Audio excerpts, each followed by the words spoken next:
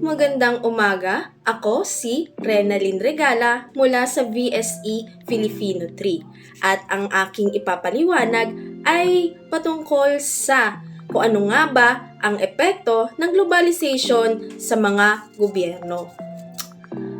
Ang epekto ng globalization sa gobyerno para sa akin ay mayroong dalawang effect.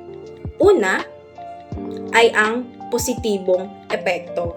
Ang positibong epekto ay mga pangyayari na kung saan maaaring mayroong improvement o mayroong pagkakaisa na kung saan maganda yung mga nangyayari o daloy sa ating mga bansa o yung mga nasasakupan ng bawat isa na bansa. At ang mga example dito sa positive effect ng globalization sa ating mga gobyerno, maaaring ang mga leaders sa United Nations ay nagkakaroon ng same goal na kung saan kapag mayroong same goal o pagkakaisa tungo sa isang layunin, syempre maganda yung kalalabasan o magkakaroon ng magandang input yung pangyayari o yung daloy ng globalization sa atin. Example, halimbawa sa pagtaas ng tubig sa karagatan. Siyempre, yung mga leaders o yung mga government ay magkakaroon ng meeting, pagpupulong na kung saan kung ano nga ba yung maaari na naiisip nilang solusyon kung paano magkakaroon ng solusyon sa pagtaas ng tubig sa ating karagatan or paano masosolve yung problems. At yung halimbawa rin ng positive na effect ay pag-improve ng mga bansa na kung saan syempre sa pagtutulungan ng mga government ay nagkaroon ng sharings ng ideas, nagkakaroon ng kaalaman yung mga iba't ibang government na kung ano nga ba yung culture ng ibang bansa, nalalaman nila kung ano yung mga ginagawa nito, parang aware sa isa't isa yung mga bansa, di ba? At isa rin sa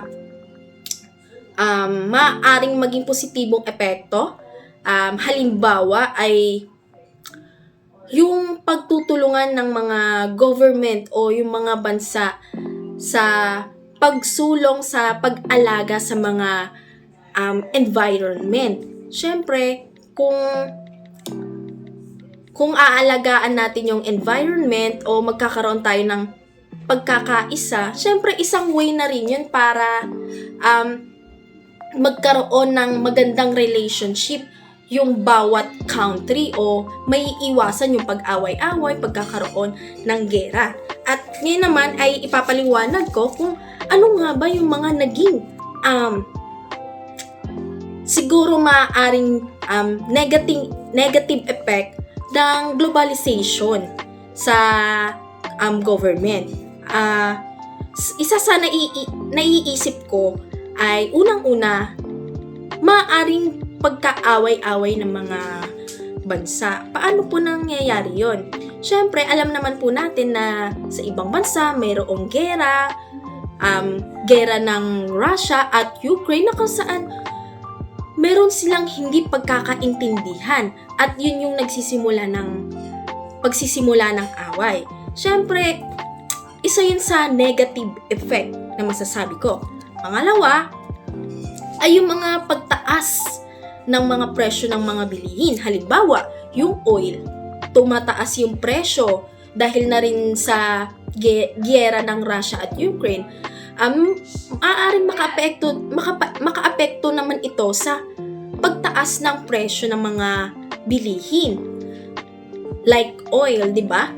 And halimbawa, pagbibili yung mga ibang bansa sa supplier ng oil, syempre yung mga mahihirap na bansa, hindi na nila magiging afford yung pagbili ng oil kasi nga masyadong tumataas. Yung bansa na yun mahirap lang, 'di ba? At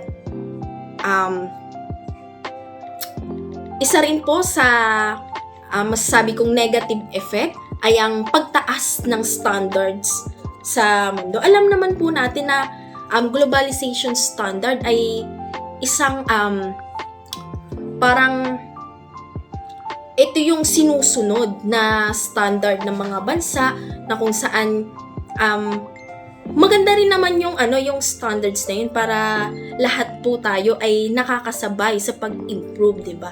Pero minsan yung negative effect po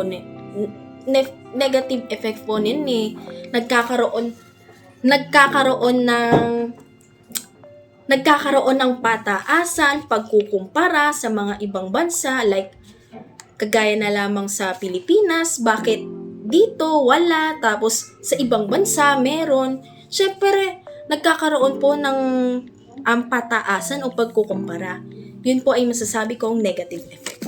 At isa rin po sa halimbawa ay global inequality. Yun na nga po yung sinasabi ko na pagkakaroon ng pagkukumparahan, pagpataasan ng standards. At yung huli naman po na aking masasabi na negative effect ay pagtaas ng korupsyon ng mga gobyerno. Siyempre, pag nagkakaroon ng globalization o globalization, nagkakaroon ng power o mas nagkakaroon ng ability yung mga government na gawin nila yung gusto nila. So, dahil sa globalization, nagkakaroon ng mas may kapangyarihan ang mga government at ito ang way upang tumaas ang corruption. Siyempre, kung mayaman ang bansa, maraming perang mapagkukuhanan at ang gobyernong nakalagay dito ay isang kurakot, siyempre yung mga makukuha ay maaaring malaki o maaaring bilyon-milyon, trilyon-trilyon ang mga nakukuha. So, ang masasabi ko po, pagdating sa globalization, kailangan balance. Kung ano man po yung mga negative effects at positive effects, ay na aking mga sinabi ay maaaring isa rin yung way or mga informations para malaman natin na kailangan sa globalization, yung mga effect nito, kailangan po is balance lang. Yun lamang po at maraming salamat.